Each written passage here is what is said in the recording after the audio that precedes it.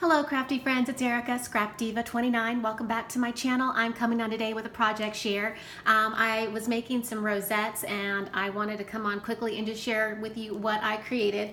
I had recently picked up this die right here and I used this particular die on my rosette.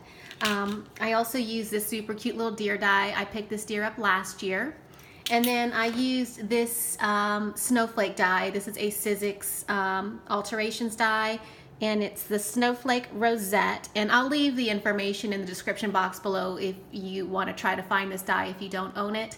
But it's a really fun die for Christmas time, and it makes snowflake rosettes. So this is what I created using those dies, and I think it came out super, super cute. As you can see, I have the snowflake rosette. And then I have that layer of the circle frame. I did use a Teresa Collins punch underneath the deer, and then I used the deer die.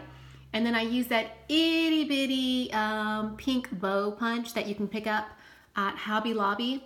I think it's American Crafts. And then I added some bling that I picked up from Tuesday Morning. And I think it came out absolutely adorable.